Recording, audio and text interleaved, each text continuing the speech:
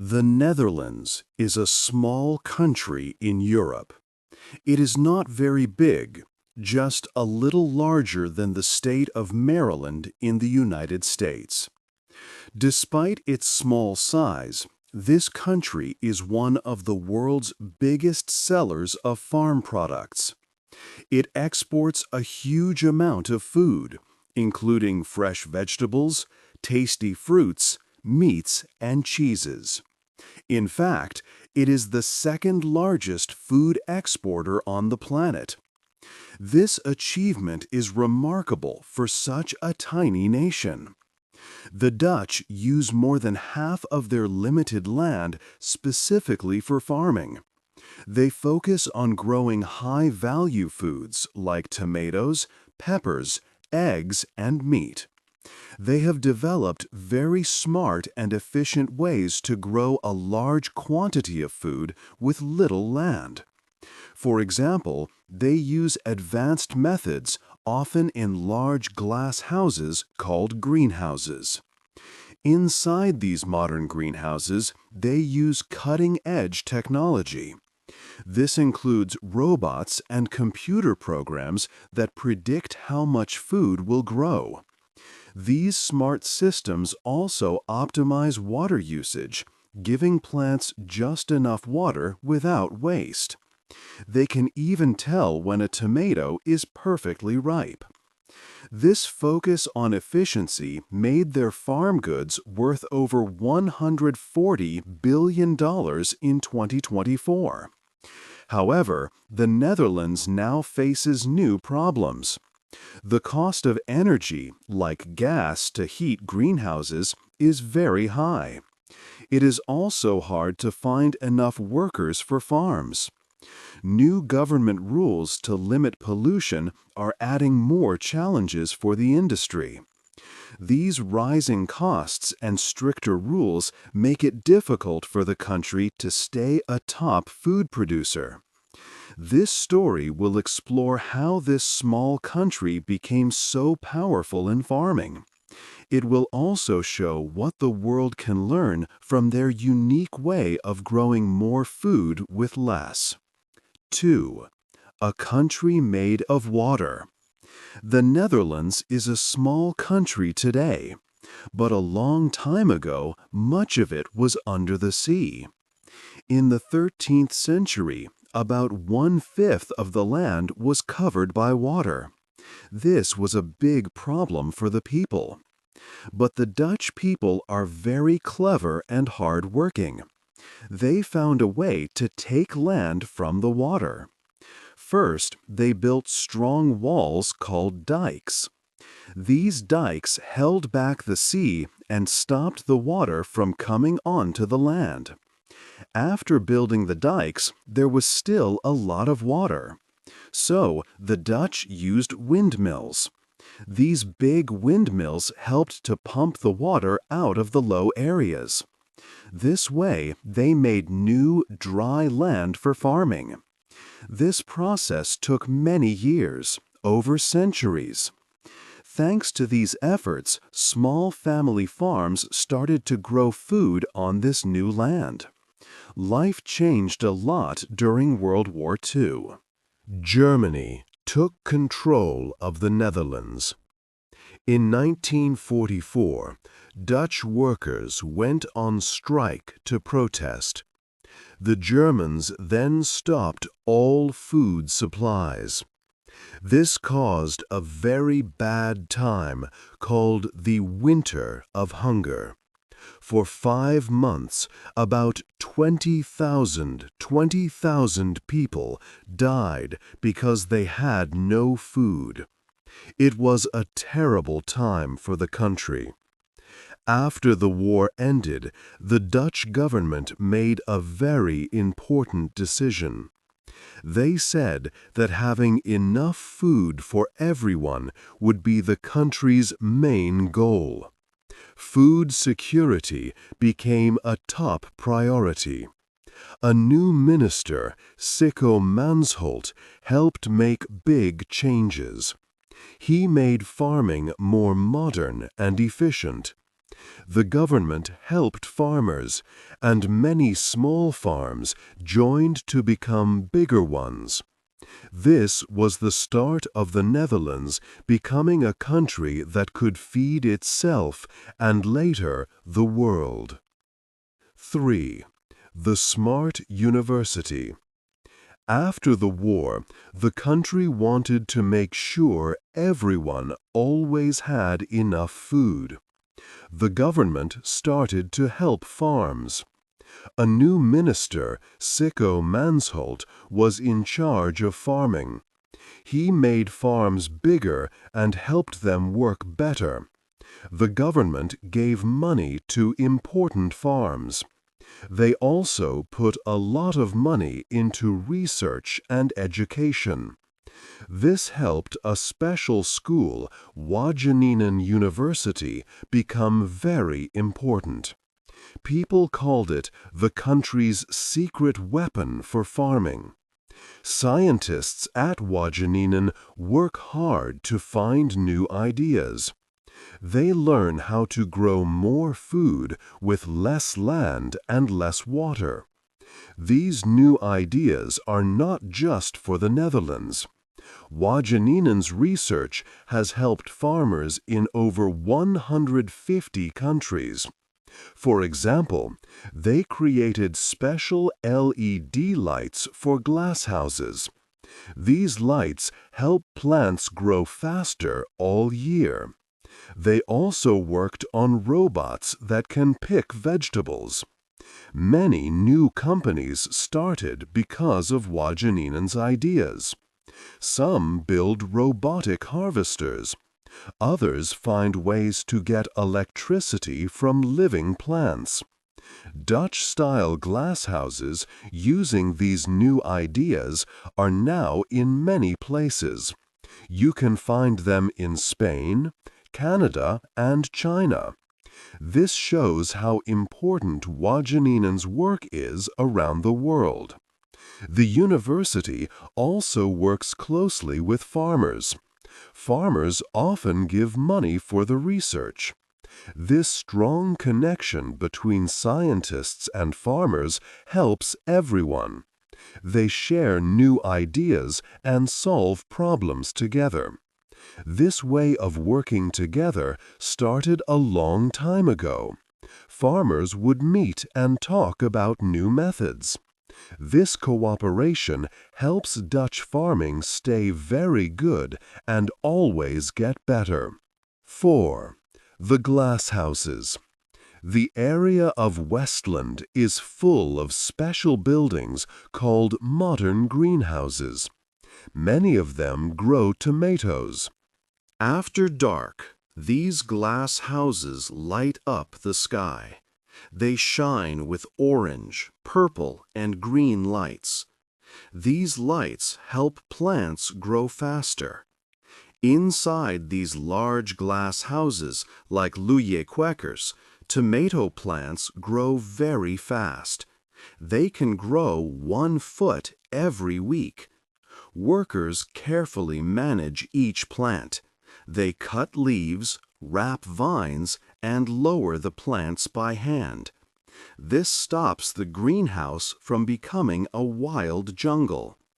The Netherlands sends out over 900,000 tons of tomatoes each year.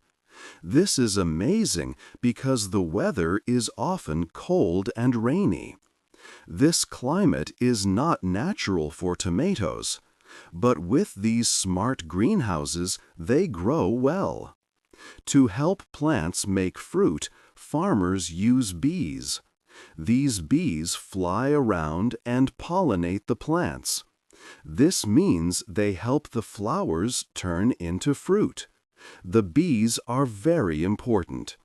When they are not working, they live in special bee hotels. Each box can hold about 800 bumblebees. Above the plants, special LED lights are on. These lights are strong and bright. They work like the sun, giving plants light all year. They create summer weather inside, even in winter. These LED lights use less power than older lights. The way these farms use water is very smart. Greenhouses use much less water now. In the last 20 years, they use 90% less water. They collect every drop of water from the plants. This water goes into a special tank to be cleaned. After it is clean, they use it again for the plants. This means it takes only 4 liters of water to grow 1 kilo of Dutch tomatoes. Around the world, it usually takes more than 200 liters. This careful use of water helps grow a lot of food without wasting nature's water. 5. Robots and people. Humans still play a key role in farms, especially in picking tomatoes. Even with many new technologies, people are better than robots for this job. Robots find it hard to see the red fruit hidden among thick green leaves. Workers know exactly when a tomato is ready. They pick them when the last tomato on the vine is fully red, which means it will taste the best. After people pick the tomatoes, machines take over some tasks. A special camera, called a tomato camera, checks each fruit carefully. It takes 2 pictures, one from the top and one from the bottom. This helps it find any damage or small splits. Workers also check the bigger tomatoes by hand. These tomatoes must be between 47 and 62 millimeters in size. Any tomato bunches that are not perfect, perhaps with a missing fruit, or if the tomatoes are too small, are sorted out. At farms like Louis Quaker's, tomatoes are picked during the day. Then, during the night, they are packed. Early the next morning, trucks take them to other countries. Robots help a lot on the factory floor. They sort out tomatoes that are too small or too yellow. Green tomatoes are thrown away because they are older and do not taste good. Finally, machines sort the reddest and sweetest tomatoes one last time. After this, workers carefully package them by hand. Then they are ready to be sent away. Not only tomatoes, but also peppers use many new technologies. At V.D. Holland, a big pepper farm, automated carts move harvested peppers. These carts follow wires in the floor, carrying the peppers from the growing area to the packing hall. Here, smart cameras with AI technology look at each pepper. These cameras compare pictures of the peppers to a perfect example. They sort the peppers by how big they are, how much they weigh, their shape, and their color. Peppers with small problems are sold to companies that make salads or other foods. The best peppers go on to be packed. A machine quickly puts almost 400 pounds of perfect peppers into each box. Most of the peppers, about 95%, are sent to other countries. 6. Finding new energy. The glass houses in the Netherlands need much energy.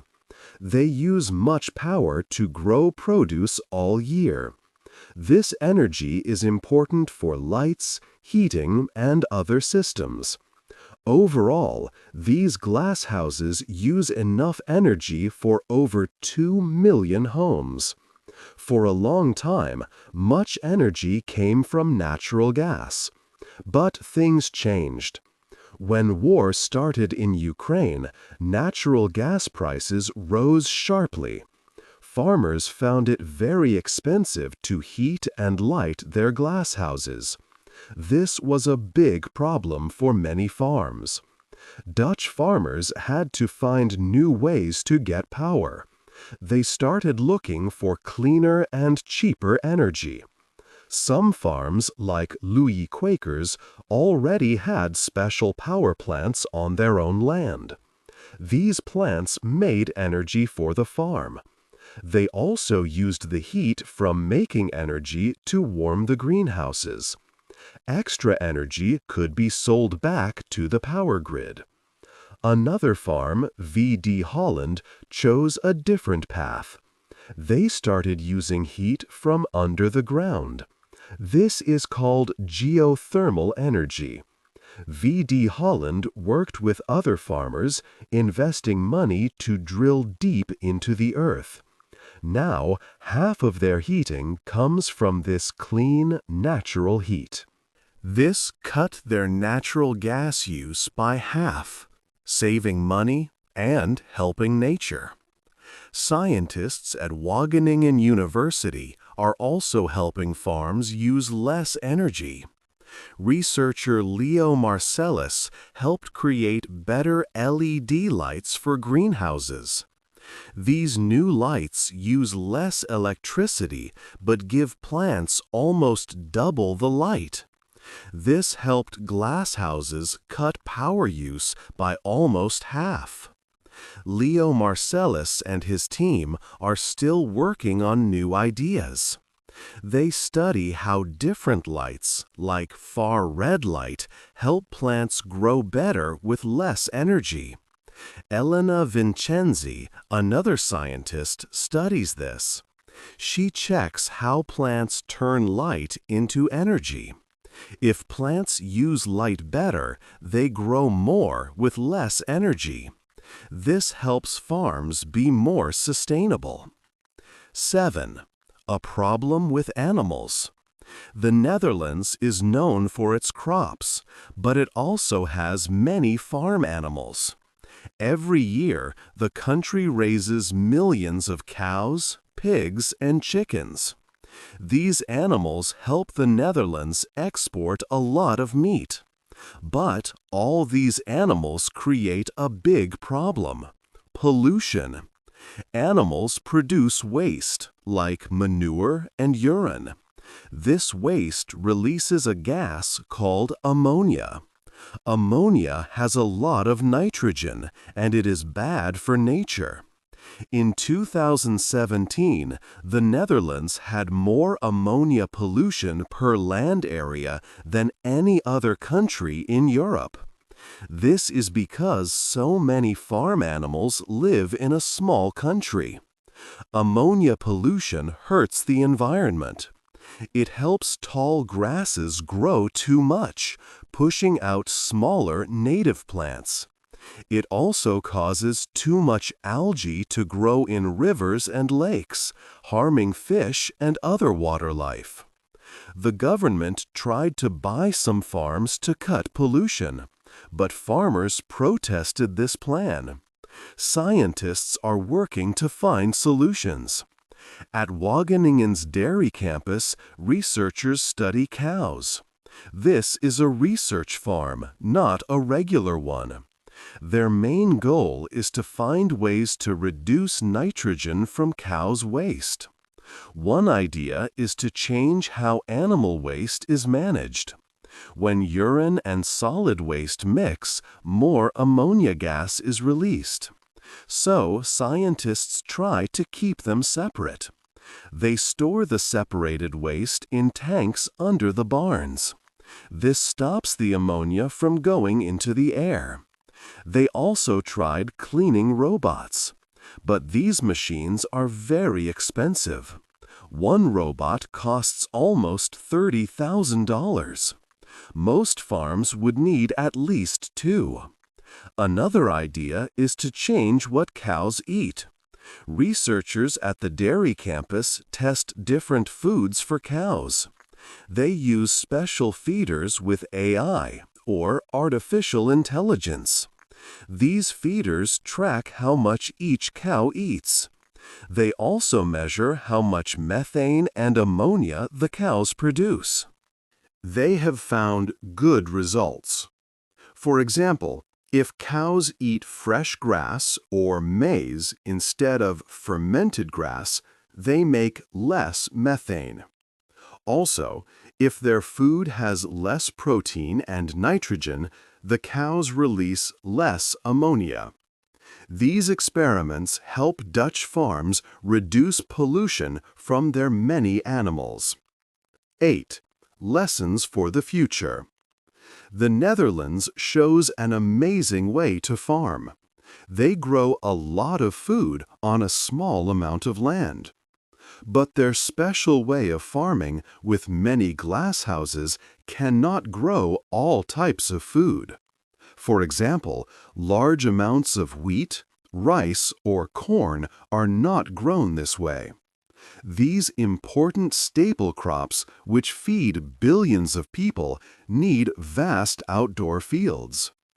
A scientist named Jonas Jägermeier explains that it costs too much money to grow these main calorie-providing crops in special glasshouses. He notes that almost half of the food people eat comes from crops grown outdoors. The true lesson from the Netherlands is not just about growing high-value products like tomatoes or peppers. It is about how people work together to find solutions. Dutch farmers and scientists have a strong connection. Wageningen University, a world-leading research center, works closely with growers. Farmers sometimes help pay for the research projects. This creates a constant exchange where new ideas from scientists quickly go to the farms to be tested. Then, farmers give practical feedback to the scientists, helping to improve methods and technologies even further. This close feedback loop is a key part of their success. This way of working together started a long time ago, after the Second World War. The government encouraged researchers and farmers to share knowledge and ideas openly. Farmers also formed groups, often called study clubs, where they visited each other's farms and glasshouses. They talked about new methods, shared problems, and found solutions together. This mindset helps them solve big challenges, such as finding new energy sources or reducing pollution from farm animals. This spirit of collaboration, sharing ideas, and always looking for better and more efficient ways is very important. It shows how a country can grow much more food using less land, less water, and less energy. The Netherlands cannot feed the entire world alone with its specific methods. But their general model of innovation and working together teaches the world how to be smart and efficient in agriculture. This approach can help many countries around the globe grow more food for their own people in a sustainable way. What do you think is the most important lesson the world can learn from Dutch farming for its own future? Hey there! Just a second before you go. If you learned something new today, please give this video a like, write your thoughts in the comments, and subscribe to the channel. It only takes a second, and it really, really helps to create even better English videos for you. Your support means the world. Thank you.